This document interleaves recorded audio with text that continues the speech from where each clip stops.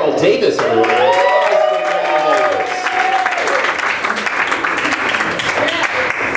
Thank you so much. Give it up for Bruce, your host.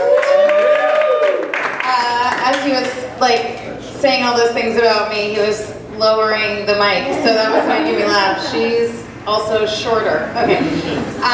So I couldn't decide between a dress and jeans tonight, so this happened.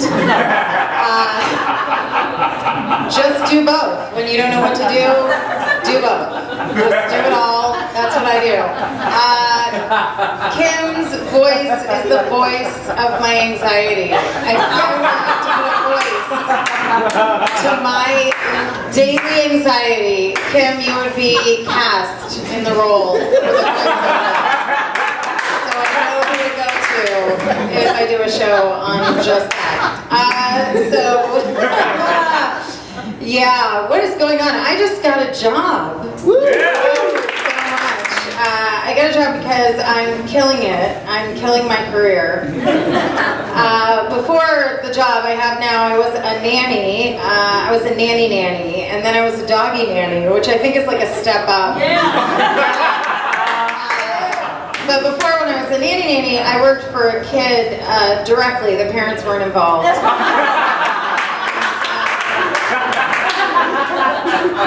He was kind of a mean kid, you know. He was like, basically, he was 12, so basically he was too young to drive, but like too old to need a nanny. So he just needed like a buddy to hang out with, and I was like trying to be the cool nanny. And so I would drive him around and pick him up from school and stuff like that. And he would always try to say things to get my goat, you know. Like, I know no one says that anymore, and I'm not 100, and I don't have a goat. But anyway. But he would always say things just like, you know, like he said, one time I picked him up from school and he said, what do you hate more? Black people who act white or white people who act black? And I was like, I don't know. I hate 12-year-olds who are racist. What's wrong with you? And he was like, I'm not a good person. And I was like, you're not a person. You just got here. Like, how did you do that? Because, like, I don't know, like, what's your secret? But then I drove him to Inglewood, and we rolled down the window, and I had him repeat the question. So, that took care of him. I think it did. It helped. It takes a village, right? It takes a villager, a driver, to drive them down there.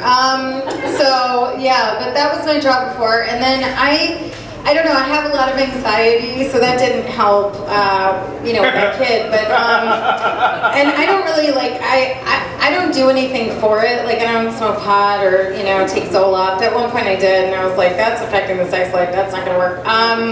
So, because anything to make you feel better, right? So, but anyway, I don't do anything, so I feel like I'm basically having a baby without meds, like on a daily, I'm basically giving birth every day, just living right through it, which is fine. But I've thought about it a lot, and I think there's probably really only one real cure for anxiety, and I think that's death. I mean, I don't want to die, but I just think that at that point I'd be like calm, you know, be with me. No, but I have anxiety. I think I don't know if you can tell, I come from a mixed background. I'm a Southern Baptist Jew, so basically we had a menorah, but we also got beaten with it. So. We were really bad. They left the candles lit. So that, you know, they pretty much covered all the bases. But my mom, she's such a character, my mom. She's very dramatic about everything. She just sent me an email, which she ended with, just trying to stay alive, Mom.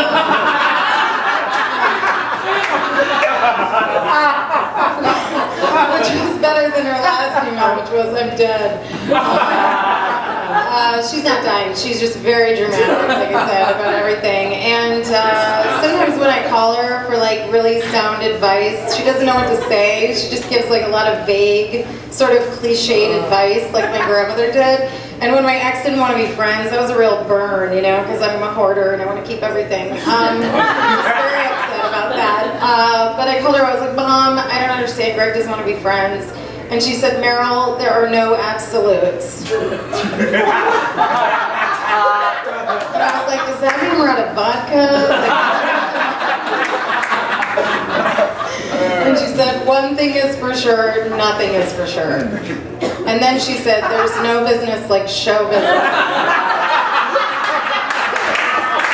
Are you like a cliche robot? Like, what's that? And then she was like, where's the beef? I was like, that's an ad from the beef. And then she was like, just do it, just kill yourself. That's the new Nike ad. They were like, just do it. Just get it over with. No. But I was like, come on, Mom. You know, just give me something. Like, give me something specific. And she said, well, your father and I don't know how to love you. Which was hurtful, but also specific. So she was specific there. Yeah, kind of hurt a lot. But anyway, no, and I don't know, like, if you guys do it. I do a lot of dumb things. He was talking about feeling dumb at times. I don't know, having a complex about it. I do too. But I actually do kind of a lot of dumb things. Like, I saw a billboard by Kaiser Permanente that I read as, I should not be admitting this, that I read as Deafy diabetes. Like, you definitely have diabetes. Or like the lady with the swimming goggles, Deafy has diabetes. And I was like, are they trying to appeal to a younger crowd? Or have we become so dumb and hardened as a society? Like, the doctor's just gonna walk in and be like, OMG, it's Deafy lymphoma. And then that's that. But it's Defy diabetes.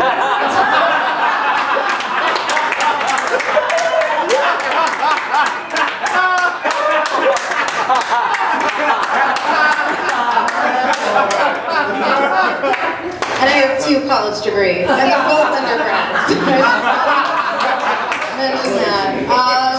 And my boyfriend is like a highly intelligent individual, so he's deafy, not gonna marry me.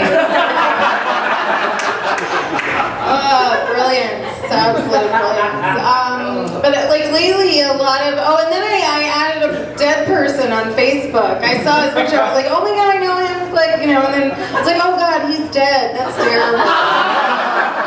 Such a bad time to do that.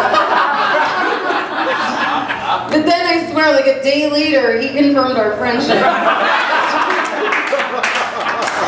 So I don't know if I'm dead or I don't really know what's happening. But I'm gonna poke him. And see where the relationship goes from there. Because you just never know. You just never know what kind of relationship you'll foster. But anyway, I moved downtown recently because I was like, oh my God, I'll be like living in New York, but I'll be in LA. I can hike and get coffee and like, I'm such an idiot. It's just basically like playing a daily game of whose urine is this? Like the drunk guy or the homeless guy, the homeless dog. But you know what they say, when in Rome, just shit on the streets. Trying to fit in. I don't think I'm gonna lift my leg or anything, that's not my style. But I didn't really look at a map when I moved down there. I didn't realize I live 2 blocks from Skid Row. So if things don't work out, I'm home. I'm home. That's terrible.